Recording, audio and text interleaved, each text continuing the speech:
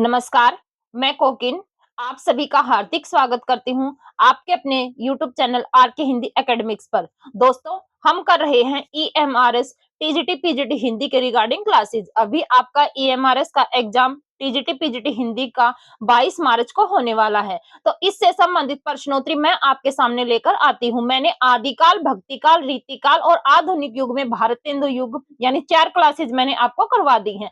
आज हम करेंगे द्विवेदी युग और द्विवेदी युग के question very very very important होने वाले हैं और हर क्लासेस में आप लोगों ने देखा भी होगा और अगर नहीं देखा है तो जाकर देख लेना कि मैं एक एक क्वेश्चन में आपको 7-7 8-8 क्वेश्चन बताते हुए चलती हूँ। क्योंकि मेरी आदत ये नहीं है कि ये क्वेश्चन और इसका ये आंसर है, नहीं।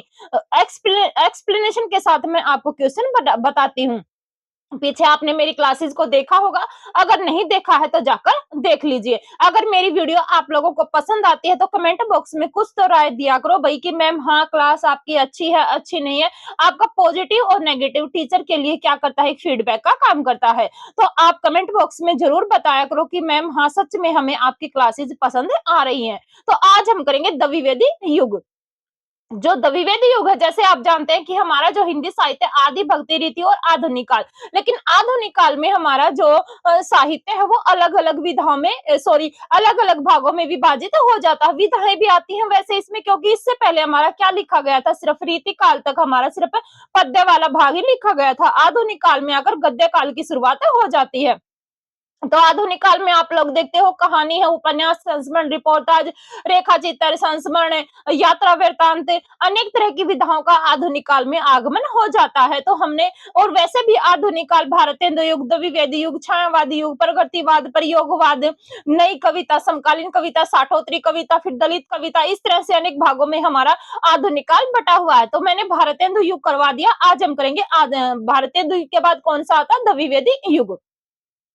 तो पहला क्वेश्चन आप लोग और एक बात और बता देती हूँ बच्चे, आप सिर्फ ये मत सोचना कि ये क्लासेस सिर्फ ईएमआरएस के लिए हैं। नहीं, ये आपके लिए टीजीटी पीजीटी जो स्टेट का अभी आपका एग्जाम होगा उसके लिए भी बेनिफिट रहेंगे। साथ में नेट जेआरएफ, जो भी बच्चा हिंदी साहित्य से संबंधित नेट जेआरएफ की प्रिपरेशन कर रहा है उसके लिए भी इंपॉर्टेंट रहने वाले। क्यों इंपॉर्टेंट है, क्योंकि नेट जेआरएफ में जो दूसरी दूसरी यूनिट है आपकी हिंदी साहित्य का इतिहास है, उसमें आपके कम से कम 10 या 12 क्वेश्चन यहाँ से पूछे जाते हैं। तो ये क्लासेस सभी के लिए इंपॉर्टेंट रहने वाली हैं।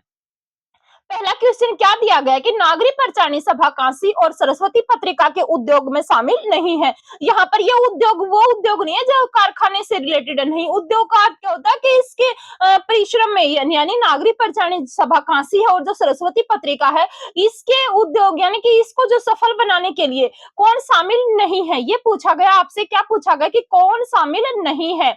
श्याम सुंदर दास, राम नारायण मिश्र, चिंतामणि घोष, शिव कुमार सिंह। तो बच्चे ध्यान से देखना कि जो नागरी प्रचारणी सभा कांसी आती है और एक आती है नागरी प्रचारणी पत्रिका, दो आते हैं आपके सामने। एक आता है नागरी प्रचारणी सभा कांसी और एक आती है नागरी प्रचारणी पत्रिका। तो नागरी प्रचारणी सभा कांसी कब आती है? 1896 में आई थी। और अगर सॉरी 1893 में, अगर हम नागरी प्रचारणी पत्रिका की बात करते हैं तो वो कब आती है? 1896 में आती है। और ये पीवाईक्यू में पूछा गया क्वेश्चन है कौन सा, कि नागरी प्रचारणी पत्रिका का जो प्रकाशन है वो कब हुआ था? तो कब होता है ये? 1896 में ये पत्रिका आती है। और ये कैसी पत्रिका थी? ये बेटा त्रैमासिक पत्रिका थी। ये भी आप लोगों को ध्यान में रखना है। अब आप लोगों के सामने क्वेश्चन पूछा गया है कि नागरी प्रचारणी सभा कांसी और सरस्वती पत्रिका के उद्योग में शामिल नहीं है। श्याम सुंदर दास भी थे, श्याम नारायण मिश्र भी थे और शिव कुमार सिंह भी थे। लेकिन जो ये चिंतामणि घोष है बेटा, ये चिंतामणि घोष वैसे तो सरस्वती से कहीं ना कहीं रिलेटेड है। क्यों रिलेटेड है? क्योंकि सरस्वती पत्रिका जब शुरू में निकलती है, सरस्वती पत्रिका बिल्कुल स्टार्टिंग में कब निकली थी? ये निकली थी बेटा 16 जुलाई 1893 को तो हमारी नागरी प्रचारणी सभा कांसी की स्थापना होती है। लेकिन हमारी सरस्वती पत्रिका कब निकलती है? 22 जुलाई। कब निकलती है सरस्वती पत्रिका? डेट भी याद रखना है क्योंकि आजकल एग्जामिनर कुछ डीप में ही क्वेश्चन पूछ रहा है। तो कब निकलती है ये? 22 जुलाई 1900 को क्या निकलती है? सरस्वती पत्रिका निकलती है। और सरस्वती पत्रिका के सह संपादक के रूप में कौन आते हैं? चिंतामणि घोष आते हैं। Very very very important question है बेटा। मैंने क्या बताया है कि जो सरस्वती पत्रिका बिल्कुल स्टार्टिंग में कब निकली थी? 22 जुलाई। 22 जुलाई 1900 को जब ये पत्रिका आती है तो इसके सह संपादक के रूप में कौन आते हैं? चिंतामणि घोष आते हैं। लेकिन बाद में क्या होता है, शुरू में तो ये पत्रिका बंगाल से निकलती है, लेकिन 1902 में श्याम सुंदर दास इसके संपादक बनते हैं और 1903 में आप सब जानते हैं कि महावीर प्रसाद द्विवेदी इस पत्रिका के संपादन भार अपने ऊपर लेते हैं। और महावीर प्रसाद द्विवेदी के बाद यानी कि 1903 से 1920 तक कौन रहते हैं? महावीर प्रसाद द्विवेदी रहते हैं। कब से कब तक रहते हैं? 1903 से 1920 तक, यानी कि 17 साल तक कौन संभालते हैं इसका कार्यभार? महावीर प्रसाद द्विवेदी संभालते हैं। लेकिन अगर हम आगे की बात करें तो आगे कौन संभालते हैं इसका कार्यभार? आगे संभालते हैं देवी दत्त शुक्ल। कौन संभालते हैं बेटा? ये भी नाम याद रखना है आप लोगों को, देवी दत्त शुक्ल। तो मैंने इसका इस जो क्वेश्चन है इसका आंसर मैंने आप लोगों को बता दिया है। क्या आएगा इसका? चिंतामणि घोष नहीं आएंगे। लेकिन सरस्वती पत्रिका के उद्योग में जो शुरू में जब ये पत्रिका निकलती है तो इसके सह संपादक के रूप में कौन थे? चिंतामणि घोष थे। अगले क्वेश्चन की तरफ चलते हैं। उम्मीद करती हूँ कि आप लोगों को ये क्वेश्चन अच्छे से समझ में आ गया होगा। कवियों की उर्मिला विशेषज्ञ के उदासीनता का प्रकाशन वर्ष क्या है? एक रचना दी गई है आप लोगों के सामने, कवियों की उर्मिला विशेषज्ञ के उदासीनता, और इसका प्रकाशन वर्ष आप लोगों से पूछा गया है कि इसका प्रकाशन वर्ष क्या है? 1913 है, 1912 है, 1914 है या फिर 1915 है? अब देखो, जो कवियों की उर्मिला विशेषज्ञ उदासीनता है ये किसने लिखा था? ये महावीर प्रसाद द्विवेदी ने लिखा था। और किसके ऊपर लिखा था? टैगोर जी ने ये एक रचना लिखी थी। कौन सी? इतिहास की उपेक्षिता। टैगोर ने 1913 में एक रचना लिखी थी। कौन सी लिखी थी? ध्यान रखना है बेटा। सॉरी, 1913 में तो ये आता है कवियों की उर्मिला विशेषज्ञ उदासीनता। इसका प्रकाशन वर्ष क्या आएगा? कवियों की उर्मिला विशेषज्ञ उदासीनता। और इसी समय पर जो रविंद्रनाथ टैगोर जी हैं उन्होंने एक कविता लिखी थी इतिहास की उपेक्षिता, और उसी से प्रभावित होकर इन्होंने क्या लिखा? कवियों की उर्मिला विशेषज्ञ उदासीनता। ये आपके डिट प्लस बी में एचटेट में पूछा गया क्वेश्चन है। अगर हम 1914 की बात करें तो ये भी वेरी इंपॉर्टेंट है। क्यों इंपॉर्टेंट है? क्योंकि 1914 में अयोध्या सिंह उपाध्याय हरियोध का खड़ी बोली का पहला महाकाव्य आता है। कौन सा आता है? वे कौन सा आता है? खड़ी बोली का पहला महाकाव्य प्रिय प्रवास। ये किसने लिखा था? अयोध्या सिंह उपाध्याय हरियोध ने ये ग्रंथ लिखा था। इसके बारे में एक बात ध्यान रखना कि शुक्ल जी इसको महाकाव्य की श्रेणी में नहीं रखते। क्यों नहीं रखते? कहते हैं कि ये संस्कृत के वर्ण वर्तों पर आधारित है। अगले क्वेश्चन की तरफ चलते हैं। उम्मीद करती हूँ कि इसका आंसर आप लोगों को मिल गया होगा। ऑप्शन नंबर ए क्या है? इसका बिल्कुल सही है। अगले क्वेश्चन की तरफ चलते हैं। क्या दिया गया कि पुरुष केवल पुष्प है और नारी सकल बगीचा है? किसकी पंक्ति है? कि पुरुष तो क्या है? एक जो बगीचा है उसका क्या है? फूल है। और नारी क्या है? संपूर्ण बगीचा है। क्योंकि नारी से ही क्या होता है? ये संसार चलता है। तो पुरुष केवल पुष्प है और नारी सकल बगीचा है। किसकी पंक्ति है? मैथिली शरण गुप्त की, महावीर प्रसाद द्विवेदी की, हजारी प्रसाद द्विवेदी की, श्रीधर पाठक की। तो ये पंक्ति किसकी बताई गई है बेटा? ये बताई गई है मैथिली शरण गुप्त की। तो ऑप्शन नंबर ए यहाँ पर आपका सही है कि पुरुष केवल पुष्प है, नारी सकल बगीचा है। अगर आपसे पूछा जाए कि ये कब आई थी ये रचना, कहां से ली गई है, तो ये लिया गया है आपका साकेत से। कहां से ली गई है ये पंक्ति? साकेत से ये पंक्ति उठाई गई है। साकेत किसने लिखा था? मैथिली शरण गुप्त ने। कब लिखा था? 1931 में। साकेत में कुल कितने सर्ग आते हैं? 12 सर्ग आते हैं, ये भी ध्यान रखना है। और 9वां सर्ग क्या बताया जाता है? इसका सबसे बड़ा सर्ग है। और 9वें और 10वें सर्ग में जो है वो उर्मिला और लक्ष्मण की विरह वेदना का वर्णन है। अगले क्वेश्चन पर चलते हैं कि श्रीधर पाठक ने ऋतु संहार का अनुवाद किस भाषा में किया? श्रीधर पाठक की रचना पूछी गई है ऋतु संहार, और पूछा गया कि इसका अनुवाद इन्होंने किस भाषा में किया था? खड़ी बोली में किया था, ब्रज भाषा में किया था, खड़ी और ब्रज भाषा दोनों में किया था, या फिर इनमें से कोई नहीं? सबसे पहले तो श्रीधर पाठक द्विवेदी युग के महत्वपूर्ण कवि आते हैं। और कब इनका जन्म हुआ था? 1869 में इनका जन्म हुआ था। 1859 में, 69 ने भी 1859 में। और ऋतु संहार का अनुवाद पूछा गया कि इन्होंने किस भाषा में किया था? तो इन्होंने किस भाषा में किया था? इसका अनुवाद इन्होंने किस भाषा में किया था? खड़ी बोली में क्या किया था? इसका अनुवाद किया था। ध्यान रखना है किस भाषा में किया था? खड़ी बोली में। जो श्रीधर पाठक जी हैं इन्होंने 4 रचनाओं का अनुवाद किया था। एकांतवासी योगी, उजड़ा ग्राम, श्रांत पथिक और ऋतु संहार। कैसे याद रखोगे? एक उजड़ी शांत ऋतु। तो ऋतु संहार का पूछा गया है, ये किस भाषा में किया था? इन्होंने खड़ी बोली में किया था। अगले क्वेश्चन की तरफ चलते हैं कि सरस्वती पत्रिका को 20वीं शताब्दी के आरंभिक काल का शब्दकोश किसने कहा है? अभी हमने सरस्वती पत्रिका के बारे में मैंने बिल्कुल डिटेल में आप लोगों को बताया है और वही क्वेश्चन यहाँ पर पूछा गया है कि सरस्वती पत्रिका को 20वीं शताब्दी के आरंभिक काल का शब्दकोश किसने कहा है? रामचंद्र शुक्ल ने, हजारी प्रसाद द्विवेदी ने, डॉक्टर गणपति चंद्र गुप्त ने, डॉक्टर बच्चन सिंह ने। तो ये किसने कहा है 20वीं शताब्दी का आरंभिक काल का शब्दकोश? ये कहने वाले कौन है? आचार्य रामचंद्र शुक्ल ने ये कहा है। Very very very important question है, नया क्वेश्चन हो सकता है आप लोगों के लिए। अगले क्वेश्चन पर चलते हैं कि काबा और करबला किसकी रचना है? एक रचना पूछी गई है काबा और करबला, ये एक रचना है बेटा, ये ध्यान रखना है। और पूछा गया ये किसकी रचना है? श्रीधर पाठक की, मैथिली शरण गुप्त की, महावीर प्रसाद द्विवेदी की, राम नरेश त्रिपाठी की। तो काबा और करबला, काबा और करबला किसने लिखा है? ये लिखा गया है किसने लिखा है? ये मैथिली शरण गुप्त के द्वारा ये लिखा गया है। और काबा और करबला के अंतर्गत क्या आया है कि जो मुस्लिम संस्कृति है, क्या आता है बेटा इसके अंतर्गत? मुस्लिम संस्कृति और जो इमाम हुसैन हुए हैं उनके बलिदान की क्या है इसमें कथा है। किसमें है? काबा और करबला में, ये ध्यान रखना है। इमाम हुसैन हुए हैं उसके बलिदान की क्या है इसमें गाथा है। अगले क्वेश्चन पर चलते हैं कि निम्नलिखित में से कौन ब्रज भाषा की बरहत्तरी में शामिल नहीं है? तीन कवि आते हैं और बताया जाता है कि ये तीनों क्या है? ब्रज भाषा में सम्मिलित हैं, लेकिन एक कवि नहीं है। इसमें कौन सा है वो आपको बताना है। भारतेंदु हरिश्चंद्र, सत्यनारायण कविरत्न, जगन्नाथ दास रत्नाकर, श्रीधर पाठक। अभी हमने पढ़ा है श्रीधर पाठक के बारे में। जन्म कब होता है? 1859 में इनका जन्म होता है। और यहाँ पर पूछा गया कि कौन ब्रज भाषा की बरहत्तरी में शामिल नहीं है, तो कौन नहीं आएंगे बेटा? ये श्रीधर पाठक नहीं आएंगे। भले ही श्रीधर पाठक ने ब्रज भाषा में अनुवाद किया है, लेकिन इन्होंने ब्रज भाषा में कविताएं नहीं लिखी। लेकिन भारतेंदु हरिश्चंद्र जी हैं, सत्यनारायण कविरत्न है और जगन्नाथ दास रत्नाकर हैं। ये तीनों क्या थे? ब्रज भाषा की बरहत्तरी में आते हैं। और सत्यनारायण कविरत्न और जगन्नाथ दास रत्नाकर के बारे में एक बात ध्यान रखनी है, इन दोनों कवियों ने खड़ी बोली के कवियों को क्या कहा था? हठी कहा था। ये भी क्वेश्चन आपके पीवाई में पूछा गया है कि किस कवि ने खड़ी बोली के कवियों को हठी कवि कहा था? तो ये कहा था सत्यनारायण कविरत्न और जगन्नाथ दास रत्नाकर ने। और जगन्नाथ दास रत्नाकर क्या थे? अपने काव्य गुरु किसको मानते थे? भारतेंदु हरिश्चंद्र को मानते थे। ये भी ध्यान रखना है। कविता कौमुदी कितने भागों में है? अगला क्वेश्चन क्या है? कविता कौमुदी एक रचना है और पूछा गया है ये कितने भागों में है? 8 भाग है, 9 है, 10 है, 11 है। तो कविता कौमुदी किसकी रचना है? ये राम नरेश त्रिपाठी की। किसकी रचना है बेटा? ये राम नरेश त्रिपाठी की क्या है? ये रचना है। और कुल कितने भागों में विभाजित है? ये 8 भागों में विभाजित है। ध्यान रखना कितने भागों में है? ये 8 भागों में विभाजित है।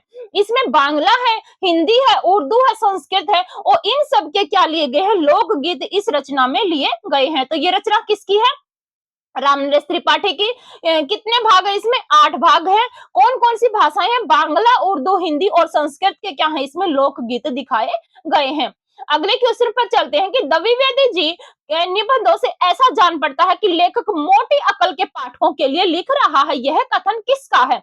ये पूछा गया है कि महावीर प्रसाद द्विवेदी जो हुए हैं उनके बारे में ये किसने कहा है? उनके निबंधों के बारे में। किसके बारे में? निबंधों के बारे में। क्वेश्चन एग्जामिनर घुमा सकता है और आपसे पूछ सकता है कि ये जो किस रचना के बारे में किस लेखक ने कहा है कि लेखक बहुत मोटी अकल के पाठकों के लिए लिख रहा है। ऑप्शन में दे देगा उसके निबंध है, उनके उपन्यास है, उनकी कविताएं हैं या और कोई अन्य ऑप्शन में दे देगा। तो सबसे पहले तो यही ध्यान रखना है, द्विवेदी जी के निबंधों के बारे में बोला है कि लेखक बहुत मोटी अकल के पाठकों के लिए लिख रहा है। ये किसने बोला है बेटा? ये बोला है आचार्य रामचंद्र शुक्ल ने। आचार्य रामचंद्र शुक्ल ने महावीर प्रसाद द्विवेदी के निबंधों को पढ़कर उन्होंने ऐसा बोला है कि लेखक मोटी अकल के पाठकों के लिए लिख रहा है। अगले क्वेश्चन पर चलते हैं कि मानस के पश्चात हिंदी में राम काव्य का दूसरा स्तंभ मैथिली शरण गुप्त का साकेत है। किसका कथन है? मानस यानी कि रामचरितमानस तुलसीदास ने लिखा था जिसमें 7 कांड थे और यही बताते हैं कि मानस के पश्चात हिंदी में राम काव्य का दूसरा स्तंभ को क्या है? मैथिली शरण गुप्त का साकेत है। किसका कथन है? डॉक्टर नगेंद्र का, हजारी प्रसाद द्विवेदी का, डॉक्टर बच्चन सिंह का या फिर रामचंद्र शुक्ल का? तो ये कहने वाले कौन है? ये है आपके डॉक्टर नगेंद्र। डॉक्टर नगेंद्र ने कहा है कि रामचरितमानस के पश्चात हिंदी में अगर दूसरा राम काव्य का स्तंभ है तो वो कौन सा है?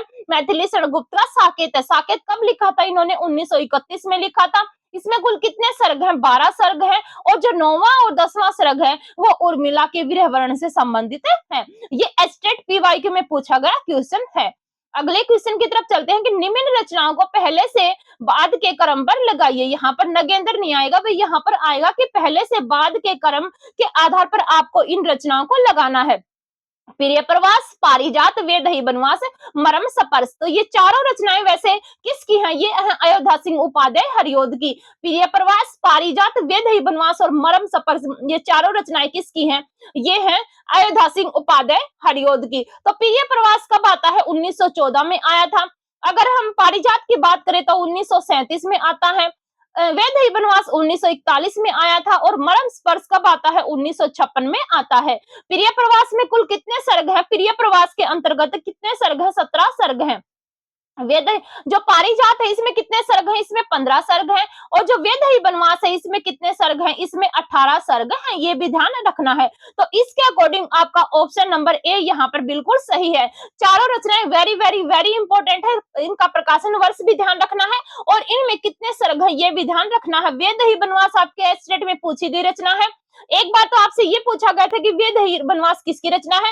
एक बार आपसे पूछा गया था कि वेदही बनवास में कुल कितने सर्ग हैं। मैंने सभी आप लोगों को बता दिए, अच्छे से याद रखना है। अयोध्या सिंह उपाध्याय हरिओद के बारे में यह किसने कहा था कि ये द्विवेद युग के पहले बड़े कवि हैं? अयोध्या सिंह उपाध्याय हरिओद, जिन्होंने प्रिय प्रवास लिखा था, वृंजांगना विलाप जिनका पहले नाम था, उनके बारे में ये किसने कहा है कि ये द्विवेदी युग के पहले बड़े कवि हैं? आचार्य हजारी प्रसाद द्विवेदी, डॉक्टर बच्चन सिंह, राम स्वरूप चतुर्वेदी और आचार्य रामचंद्र शुक्ल। तो बच्चे क्या करते हैं कि रामचंद्र शुक्ल को ऑप्शन में देकर इसी पर टिक कर देते हैं, लेकिन हर बार ऐसा नहीं होता कि हर बार आपको रामचंद्र शुक्ल ही देखने को मिलेंगे।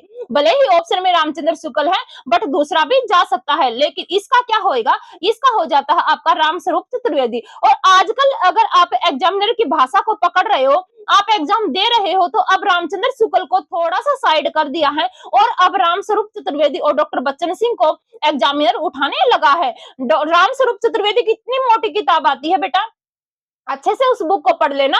अब एग्जामिनर डॉक्टर बच्चन सिंह और राम स्वरूप चतुर्वेदी को उठा रहा है। ऐसा नहीं है कि रामचंद्र शुक्ल से क्वेश्चन नहीं पूछे जाते हैं, लेकिन अब एग्जामिनर एक मतलब लेवल एडवांस हो गया है। उसको पता लग गया कि बच्चा अब रामचंद्र शुक्ल की बुक को तो रटी रटाई करके बैठा है, लेकिन अब आपको राम स्वरूप चतुर्वेदी, डॉक्टर बच्चन सिंह, डॉक्टर नगेंद्र, इन 3 बुकों पर भी फोकस करना होगा। तो द्विवेदी युग के पहले बड़े कवि किसने कहा था? ये राम स्वरूप चतुर्वेदी ने कहा था। प्रकृति, एक पंक्ति दी गई है आपके सामने, पूछा गया है कि ये पंक्ति किसकी है? प्रकृति यहाँ एकांत बैठे निज रूप संवारती, पल पल पलटती बेस क्षणिक छवि छिन छिन धारती। तो ये द्विवेदी युग की विशेषता भी हो जाती है कि प्रकृति वर्णन द्विवेदी युग की विशेषताओं में आता है। तो आपसे पूछा गया ये पंक्ति किसकी है? महावीर प्रसाद द्विवेदी की, श्रीधर पाठक की, अयोध्या सिंह उपाध्याय हरिओद की या मैथिली शरण गुप्त की। तो ये पंक्ति किसके द्वारा कही गई है बेटा? ये पंक्ति कही गई है श्रीधर पाठक के द्वारा, जिसने 4 रचनाओं का अनुवाद किया था। एक उजड़ी शांत ऋतु, मैंने ट्रिक बता दी है, एक उजड़ी शांत ऋतु, ये 4 रचनाएं हैं श्रीधर पाठक जी के द्वारा इनका अनुवाद किया गया था। 2 रचनाएं तो इन्होंने खड़ी बोली में लिखी थी और 2 इन्होंने ब्रज भाषा में लिखी थी, यानी कि इनका अनुवाद किया था। तो प्रकृति यहाँ एकांत बैठी निज रूप संवारती, पल पल पलटती बेस क्षणिक छवि छिन छिन धारती। ये किसकी पंक्ति है? श्रीधर पाठक जी की पंक्ति है। वेरी इंपॉर्टेंट पंक्ति है, आपसे पूछा जा सकता है। अगले क्वेश्चन पर चलते हैं कि गुप्त जी धर्म में विशिष्टाद्वैतवाद, विचारों से गांधीवादी और साहित्य में अभिदावादी थे। यह कथन किसका है? 3 कोटेशन बन जाती हैं। आपसे पूछा जा सकता है कि गुप्त जी धर्म में कैसे थे? विशिष्टाद्वैतवाद किसने दिया था? भक्ति काल में। मैंने करवाया है, आप लोग कमेंट बॉक्स में जरूर बताना। विचारों से क्या थे? ये गांधीवादी थे। और साहित्य में कैसे थे? ये अभिदावादी थे। तो ये कौन कहते हैं? डॉक्टर बच्चन सिंह कहते हैं, आचार्य रामचंद्र शुक्ल कहते हैं, हजारी प्रसाद द्विवेदी कहते हैं या डॉक्टर नगेंद्र कहते हैं। तो ये कहने वाले आलोचक कौन है बेटा? ये कहने वाले हैं आपके डॉक्टर बच्चन सिंह। डॉक्टर बच्चन सिंह ने गुप्त जी के बारे में कहा है कि ये धर्म में तो विशिष्टाद्वैतवाद है, विचारों से गांधीवादी है और साहित्य में ये क्या है? अभिदावादी है। 3 क्वेश्चन आपके सामने निकल आए। अगले क्वेश्चन पर चलते हैं। उम्मीद करती हूँ कि क्वेश्चन आपको अच्छे लग रहे होंगे और आप भी अपनी तैयारी को जोरों शोरों से पकड़ रहे होंगे। हल्दी घाटी और जौहर किसकी रचनाएं हैं? 2 रचनाएं दी गई हैं, हल्दी घाटी और जौहर किसकी रचनाएं हैं? हल्दी घाटी तो पीवाईक्यू में पूछी गई रचना है। गुरु भगत सिंह, अनूप शर्मा, मोहनलाल महतो और श्याम नारायण पांडे। श्याम नारायण पांडे क्या है, इनका पूरा नाम है। तो हल्दी घाटी और जौहर ये दोनों रचनाएं किसकी हैं? श्याम नारायण पांडे की है। अगर जौहर याद नहीं रख सकते तो हल्दी घाटी याद रखना वेरी इंपॉर्टेंट है, और ये क्या है, एक महाकाव्य है। अगर हम गुरु भगत सिंह की बात करें तो इनकी एक रचना पूछी जाती है, नूरजहां। कौन सी रचना पूछी जाती है? नूरजहां। अनूप शर्मा का पूछा जाता है विक्रमादित्य।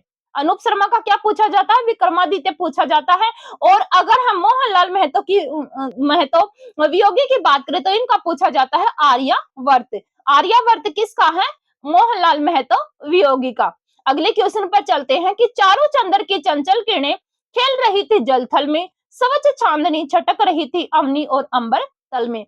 ये पंक्तियां किसकी हैं?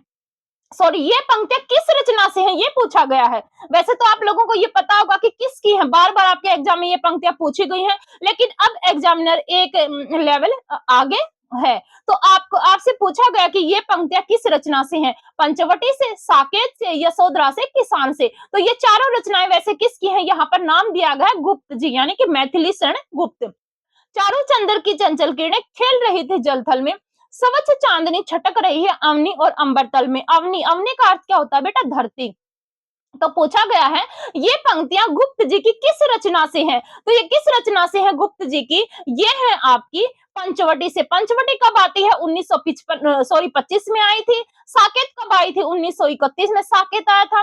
किसान कब आया था? यशोधरा आता है 1932 में, और किसान कब आता है? 1917 में। और किसान क्या है? इनका खंड काव्य है, ये भी ध्यान रखना है। तो ये पंक्तियां किस रचना से हो जाती है? पंचवटी से। पंचवटी कब आती है? 1925 में क्या आती है? पंचवटी रचना आई थी। अगले क्वेश्चन पर चलते हैं कि हिंदी भाषा और साहित्य का विकास किसकी आलोचनात्मक कृति है? एक रचना दी गई है आपके सामने, हिंदी भाषा और साहित्य का विकास। ये रचना है, ये रचना है हिंदी भाषा और साहित्य का विकास। और पूछा गया कि ये आलोचनात्मक कृति है मैथिली शरण गुप्त की है, हजारी प्रसाद द्विवेदी की है, अयोध्या सिंह उपाध्याय हरिओद की है, इनमें से कोई नहीं। तो ये रचना किसकी बताई जाती है बेटा? ये बताई जाती है अयोध्या सिंह उपाध्याय हरिओद की नई रचना है, आलोचनात्मक कृति है। आलोचना का अर्थ ये नहीं होता कि सिर्फ उसके दोष दोषों को बताना, नहीं, जो गुण और दोष दोनों को दिखाता है कोई साहित्यकार, कोई लेखक, कोई आलोचक, तो वो क्या होती है? आलोचनात्मक कृति होती है। हिंदी भाषा और साहित्य का विकास किसकी है? अयोध्या सिंह उपाध्याय हरिओद की क्या है? ये आलोचनात्मक कृति है। अगले क्वेश्चन पर चलते हैं कि भारत भारती की लोकप्रियता खड़ी बोली की विजय पताका सिद्ध हुई, किसका कथन है? भारत भारती के बारे में याद रखना, ये रचना किसकी है? गुप्त जी की रचना है। भारत भारती कब आती है? 1912 में आती है। और इसी भारत भारती से प्रभावित होकर महात्मा गांधी जी मैथिली शरण गुप्त को राष्ट्र कवि की उपाधि देते हैं। आप लोगों को पता भी होगा। और कब देते हैं? 1936 में, जब प्रगतिशील लेखक संघ की स्थापना होती है, वहां पर महावीर प्रसाद मैथिली शरण गुप्त को महात्मा गांधी जी किसकी उपाधि देते हैं? उनको राष्ट्र कवि की उपाधि देते हैं। दूसरा राष्ट्र कवि किसको माना गया है? अगर आपको पता है तो कमेंट बॉक्स में जरूर बताना। तो भारत भारती की लोकप्रियता खड़ी बोली की विजय पताका सिद्ध हुई, यह कथन किसका है? ये पूछा गया है। डॉक्टर बच्चन सिंह का है, आचार्य रामचंद्र शुक्ल का है, हजारी प्रसाद द्विवेदी का है, इनमें से कोई नहीं। तो भारत भारती की लोकप्रियता खड़ी बोली की विजय पताका सिद्ध हुई, ये कहने वाले कौन है? ये कहने वाले हैं आपके doctor Bachchan Singh. Sorry, doctor Nagendra ने कहा है। भाई ये किसने कहा है? डॉक्टर नगेंद्र ने। डॉक्टर बच्चन सिंह नहीं आएगा, ऑप्शन नंबर डी जाएगा। इसका किसने कहा है? ये डॉक्टर नगेंद्र ने कहा है। वेरी इंपॉर्टेंट क्वेश्चन है, किसने कहा है? ये डॉक्टर नगेंद्र ने। अगले क्वेश्चन पर चलते हैं कि साकेत के बारे में निम्न में से कौन सा कथन असत्य है? साकेत किसकी रचना है? बार बार बता चुकी हूँ किसकी रचना है, ये मैथिली शरण गुप्त की है। यहाँ पर पूछा गया कि इसमें से असत्य कौन सा है? साकेत 1931 में लिखा गया था। साकेत में 12 सर्ग है, इसका सबसे बड़ा सर्ग 9वां सर्ग है, और 11वें सर्ग में लक्ष्मण उर्मिला का मिलन है। ये आपसे पूछा गया, असत्य बताना है। तो साकेत कब लिखा गया था? 1931 में साकेत लिखा जाता है। इसमें कुल 12 सर्ग है, सबसे बड़ा सर्ग 9वां सर्ग बताया जाता है, तीनों ठीक है। लेकिन 11वें सर्ग में लक्ष्मण उर्मिला का मिलन है, ये गलत है, क्योंकि 12वें सर्ग में क्या है? लक्ष्मण और उर्मिला का मिलन है। ये आपका यहाँ पर ठीक हो जाता है, यानी कि असत्य पूछा गया था, तो आपका ऑप्शन नंबर डी यहाँ पर बिल्कुल सही है। गंगा अवतरण किसकी रचना है? एक रचना दी गई है और पूछा गया ये किसकी रचना है? भारतेंदु हरिश्चंद्र की है, सत्यनारायण कविरत्न की है, जगन्नाथ दास रत्नाकर की है, श्रीधर पाठक की है। गंगा अवतरण हिंडोला, ये किसकी रचनाएं हैं? ये आती हैं जगन्नाथ दास रत्नाकर की। जगन्नाथ दास रत्नाकर और सत्यनारायण कविरत्न ने क्या कहा था कि खड़ी बोली के कवियों को हठी कवि कहा था। और ये तीनों कवि किस में आते हैं? ये तीनों कवि ब्रज भाषा की बरहतरी में आते हैं। श्रीधर पाठक के बारे में मैं बता चुकी हूँ, 1859 में इनका जन्म हुआ था और इन्होंने 4 रचनाओं का अनुवाद किया था। आगे चलते हैं कि असंगत कौन सा है? 4 पंक्तियां आपके सामने दी गई और पूछा गया है कि इनमें से असंगत कौन सा है? देशभक्त वीरों, मरने से नेक नहीं डरना होगा, नाथूराम शर्मा शंकर की है। भूलोक का गौरव, प्रकृति का पुण्य, लीला स्थल कहाँ है? मैथिली शरण गुप्त की है। केवल मनोरंजन ने कवि का कर्म होना चाहिए, सॉरी, महावीर प्रसाद द्विवेदी की है। और गंध विहीन फूल है जैसे चंद्र चंद्रिकाहीन, राम नरेश त्रिपाठी की पंक्ति है। तो आप लोगों को बताना है कि इनमें से कौन सा असंगत है। तो देखो, देशभक्त वीरों, मरने से नेक नहीं डरना होगा, नाथूराम शर्मा शंकर की मतलब पंक्ति है, वेरी इंपॉर्टेंट है, गरबाने रहस्य नाथूराम शर्मा शंकर जी की रचना है। भूलोक का गौरव, प्रकृति का पुण्य, लीला स्थल कहाँ है? मैथिली शरण गुप्त की रचना है, भारत भारती से ली गई है, वेरी इंपॉर्टेंट लाइन है। केवल मनोरंजन ने कवि का कर्म होना चाहिए, ये किसने कहा है? ये महावीर प्रसाद द्विवेदी ने नहीं बेटा, ये किसने कहा है? ये कहा है मैथिली शरण गुप्त ने। तो 21 का आपका क्या चला जाएगा? यानी ऑप्शन नंबर 3 यहाँ पर गलत हो जाता है। गंध विहीन फूल है जैसे चंद्र चंद्रिकाहीन, ये किसकी पंक्ति है? राम नरेश त्रिपाठी की, जिसने मिलन, पथिक, मानसी और संपन्न ये 4 के लिखे थे। 3 तो इनके खंड काव्य है और एक क्या है इनका, ये जो मिलन, पथिक, मानसी और संपन्न, ये किसकी रचनाएं हैं? ये राम नरेश त्रिपाठी की रचनाएं हैं। अगले क्वेश्चन पर चलते हैं। तो इसका ऑप्शन नंबर 3 यहाँ पर गलत है। क्यों गलत है मैंने बता दिया। मैथिली शरण गुप्त की यह पंक्ति किस रचना से है? कि करते तुलसीदास भी कैसे मानस नाद, यदि उन्हें महावीर का मिलता नहीं प्रसाद। एक पंक्ति दी गई है और पूछा गया है कि ये पंक्ति किस रचना से है। मैथिली शरण गुप्त की पंक्ति है कि करते तुलसीदास भी कैसे मानस नाद, यदि उन्हें नहीं मिलता महावीर का प्रसाद। महावीर का प्रसाद का मतलब क्या है? यहाँ पर 2 तरह से यहाँ पर जाता है, एक तो हनुमान जी की तरफ जाता है और दूसरा महावीर प्रसाद द्विवेदी की तरफ जाता है। तो मैथिली शरण गुप्त के गुरु कौन हो गए यहाँ पर? महावीर प्रसाद द्विवेदी जी क्या है? मैथिली शरण गुप्त के गुरु हैं। और मानस के बाद जो साकेत है उसको क्या माना था कि दूसरा स्तंभ किसने माना था? अभी करवाया मैंने, डॉक्टर नगेंद्र ने माना था। और आपसे ये पंक्ति पूछी गई है तो ये पंक्ति किससे है? ये साकेत की भूमिका से है। वेरी इंपॉर्टेंट क्वेश्चन है बेटा आप लोगों के लिए। साकेत जो मैथिली शरण गुप्त ने लिखा था 1931 में, उसकी भूमिका में ये कहते हैं कि करते तुलसीदास भी कैसे मानस नाद, यदि उन्हें नहीं मिलता महावीर जी का प्रसाद। किसान कब लिखी गई थी? 1917 में लिखी गई थी। ये रचनाएं चारों किसकी हैं? ये रचनाएं हैं मैथिली शरण गुप्त की। अगले क्वेश्चन पर चलते हैं कि मैथिली शरण गुप्त को सामंजस्यवादी कवि किसने कहा था? Very very very important question है, जितने स्टार लगाए जा सकते हैं लगा लेना। आपके एग्जाम में ये क्वेश्चन पूछा गया और बार बार पूछा जाएगा। मैथिली शरण गुप्त को सामंजस्यवादी कवि किसने कहा था? डॉक्टर बच्चन सिंह ने, हजारी प्रसाद द्विवेदी ने, राम नरेश त्रिपाठी ने, आचार्य रामचंद्र शुक्ल ने। तो गुप्त जी को सामंजस्यवादी कवि कहने वाले कौन थे? आचार्य रामचंद्र शुक्ल थे। अगले क्वेश्चन पर चलते हैं कि असंगत कौन सा है। 4 आपके सामने ऑप्शन दिए गए, पूछा गया कि इनमें से कौन सा असंगत है।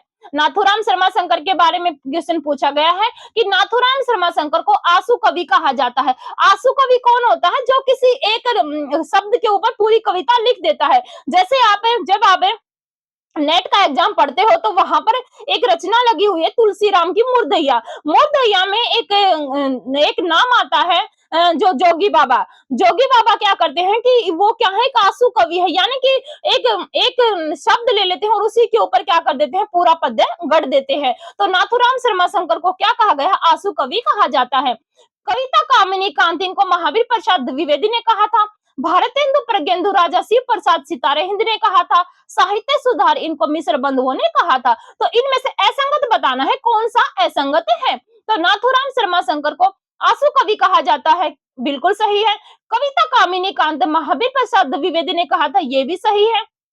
साहित्य सुधार मिश्र बंधुओं ने कहा था, ये भी सही है। मिश्र बंधुओं में कौन कौन शामिल है? गणेश बिहारी, श्याम बिहारी, सुखदेव बिहारी, ये 3 क्या है, मिश्र बंधुओं में शामिल है। और भारतेंदु प्रज्ञेंदु इनको राजा शिव प्रसाद सितारे हिंद ने नहीं कहा बेटा, फिर किसने कहा था? राजा लक्ष्मण सिंह ने कहा था। वेरी इंपॉर्टेंट क्वेश्चन है। एक क्वेश्चन से आपके 4-4 5-5 क्वेश्चन निकल रहे हैं। तो भारतेंदु परगेंदु किसने कहा है? राजा शिव प्रसाद सितारे हिंद ने नहीं, बल्कि किसने कहा? राजा लक्ष्मण सिंह ने कहा है। राजा शिव प्रसाद सितारे हिंद किसके गुरु थे? भारतेंदु हरिश्चंद्र के गुरु थे। अगले क्वेश्चन पर चलते हैं कि आदि आदि हिंदी को वीर काल और धर्म काल दो भागों में किसने बांटा है? ये आपका पीवाईक्यू है भाई, मैंने कहां से उठा है? ये ईएमआरएस का आपका एग्जाम हुआ था पिछली बार, तब ये पूछा गया था। 2023 में आपका जो ईएमआरएस का एग्जाम हुआ था, वहां पर ये क्वेश्चन पूछा गया था। तो आदिकाल जो आदि है, आदि हिंदी है, उसको वीर काल और धर्म काल दो भागों में किसने बांटा था? मुकुटधर पांडे ने बांटा था, कामता प्रसाद गुरु ने बांटा था, रामचरित्र उपाध्याय ने बांटा था, लाला भगवान दीन ने बांटा था। तो आदि हिंदी जो शुरुआती हिंदी है, उसको वीर काल और धर्म काल दो भागों में बांटने वाले कौन थे? कामता प्रसाद गुरु, जिनको क्या कहा जाता है? हिंदी का पाणिनि भी कहा जाता है। हिंदी का पाणिनि किसको कहा जाता है? कामता प्रसाद गुरु को कहा जाता है। मुकुटधर पांडे की बात करें तो मुकुटधर पांडे को छायावाद का प्रवर्तक किसने माना था? आचार्य रामचंद्र शुक्ल ने माना था। अगर मुकुटधर पांडे की जन्म वर्ष की बात करें तो मुकुटधर पांडे का जन्म कब हुआ था? मुकुटधर पांडे का जन्म 1895 में हुआ था।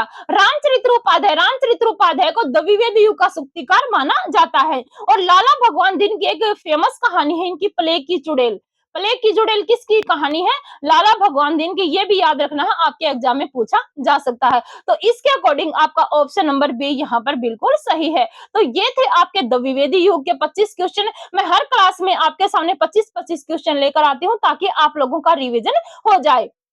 तो सच में बेटा, अगर आपको मेरी क्लासेस पसंद आती हैं तो please like share and subscribe जरूर करें। आप बार बार रिवीजन करते रहें, क्योंकि अभी आपके पास सिर्फ रिवीजन का टाइम है। नया कुछ भी आप लोगों को नहीं पढ़ना है, सिर्फ जो आपने अभी तक किया है उसी के ऊपर फोकस करना है। साथ में आपको लिखित परीक्षा भी देनी है, तो उसके ऊपर भी फोकस करना है। रही 40 नंबर की बात, तो मैं आपके लिए 10 दिन के लिए 10 क्लासेज लेकर आ रही हूँ। ये मेरी 5वीं क्लास है, 5 क्लासेज और मैं आप लोगों के सामने लेकर आऊंगी। तो 40 नंबर यहाँ से आपके कहीं पर नहीं गए।